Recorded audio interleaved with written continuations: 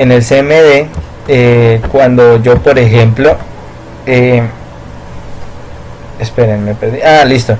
En el CMD hago una prueba de testeo de velocidad, por ejemplo, de la interconexión del Ethernet, ¿sí? Con el Wi-Fi, por ejemplo, con el router del Wi-Fi, y yo le digo función pin, y para hacer pin, y entonces empiezo y mando y veo que hay una pequeña caída de datos.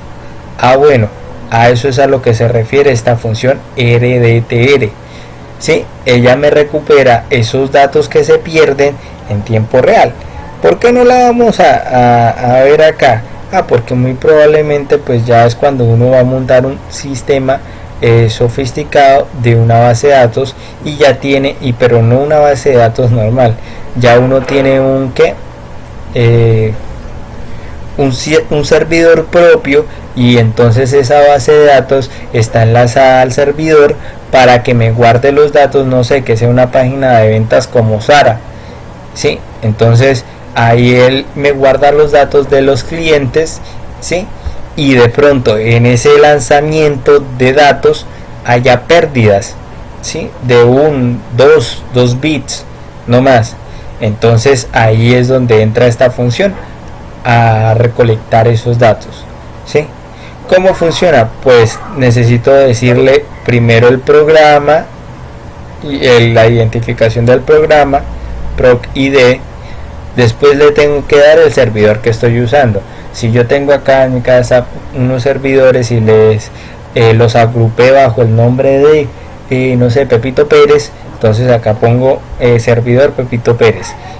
Tema 1, pues por lo general relacionamos la entrada de datos sujeto a unos temas.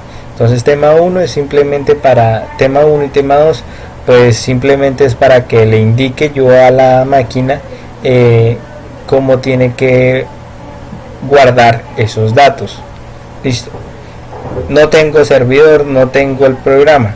Entonces pues lo que yo haga sería como decirles, no, mire, me invento un nombre, ¿sí? Cualquiera X, me invento un nombre acá en servidor, o también lo podemos dejar vacío. Me invento un tema y me invento un tema 2, tema 3, tema, etcétera, pero no va a funcionar porque pues no los tengo, no tengo el servidor, no tengo eso. ¿Listo? Entonces por eso esa función no la vamos a ver, ¿sí? Igual que tampoco es que haga gran importancia, porque cuando uno llega a perder uno o dos bits de información, Windows automáticamente intenta compensar esa pérdida de datos y rellena esos parches de información. Así que pues esa función no la vamos a ver. Listo. De resto, todas las vamos a volver a mencionar para que queden bastante claras. Listo. Y entonces vamos a comenzar. Vamos a comenzar recordando qué me hacía la función arias. Listo. La función arias lo que me hace es decirme cuántas áreas están en uso de mi parte. ¿Listo? Ahí va un área y me regresa el número 1, el índice 1, que solo estoy usando un área. Si quiero aumentar el número de áreas que estoy utilizando, tengo que aumentar el número de paréntesis que también voy a usar para enmarcar los atributos de esta función. ¿Listo? Porque me permite solamente hacer uno a la vez, entonces por cada par de paréntesis. Entonces si yo ahora me voy a devolver 2, y si yo quiero hacer 20 correspondencias de área, 20 correspondencias de área, pues tengo que poner 20 pares de paréntesis. ¿Listo? Por ahora solo vamos a hacer, creo que por resto no. Por ahora solo vamos a hacer 3. Sí, vamos a decirle que son 3. ¿Qué son estas 3? ¿Listo? ¿Qué tengo que hacer? Nuevamente seleccionar el área, y mediante los paréntesis y los puntos y coma voy separando las las áreas. Mediante los puntos y comas separo las áreas y mediante los paréntesis le doy cabida a que haya nuevas áreas. ¿Listo? Entonces por cada área nueva tengo que tener un par de paréntesis adicional. ¿Listo? Acá me va a devolver el valor de 3. Esa ya la habíamos visto. Sigamos. ¿Cuáles más hay? Buscar H, buscar V. Nosotros ya tenemos eso, pero firme. Igual lo vamos a retomar con la tarea, pues, que vamos a dejar. Que por cierto, bueno, eso lo menciono ahorita cuando hablemos de la tarea. Listo. Función coincidir. Dijimos que le íbamos a dejar para verla al final. Listo. Función columna. Listo, la función columna. Columna. Columna. Listo. La función columna, y ojo, es diferente a la función columnas, ¿no? Porque recordemos que la función columna, perdón, no recordemos nada, no lo he mencionado. La función columna lo que hace es referenciarme algo. Esta es neta de referenciación.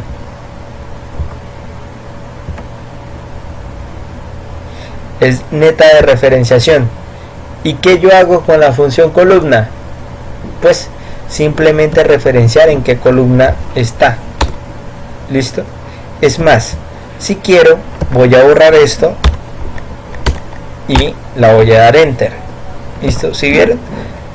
Puede que necesite un atributo, como puede que no. Cuando yo no le doy atributo, ella asume que me está preguntando por la posición en donde estoy escribiendo la función. Si es la función cierre.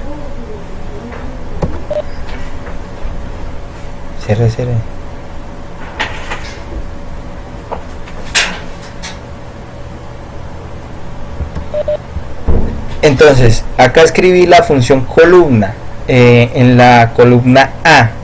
¿Listo? En la columna A. Entonces, si yo la dejo sin atributo, pues ella me va a asumir que es la donde escribió la fórmula a la cual se refiere. Si necesito referenciar una columna externa, una posición externa, pues lo hago. Por ejemplo, F2 y le doy enter y me aparece un 6 ahora. Pues a lo que se está refiriendo es que esa columna que estoy referenciando es la columna 6, ¿sí? Y si contamos, pues A es 1, B es 2, C es 3, D es 4, E es 5, F es 6. Listo, vamos acá a hacer algo para un poquito menos. Vamos a ir abriendo así dedos para que se vea, y vamos a iniciar 1, 2, 3, 4, 1, 2, 3, 4. Listo, entonces la función columna me hace eso, me referencia dónde está, ¿sí? En qué columna está. Profe, y si nosotros llegamos y hacemos, no sé, por ejemplo, esto así, listo, él también les va a funcionar porque es una referencia totalmente válida, pero va a seguir en 6. ¿Por qué en 6? Porque es donde empieza lo que usted seleccionó. ¿Listo? Aquí es donde empieza lo que usted seleccionó. ¿Listo? Si ven, en la F. Ok. Y si entonces yo quiero borrar esta selección y hago, no sé, otra por acá, así. Listo, pues le va a salir 3. Uy, ¿por qué? ¿Es adivino? No, porque la primera que referenció fue la C. Y la C es la columna 3. Y lo que me devuelve es el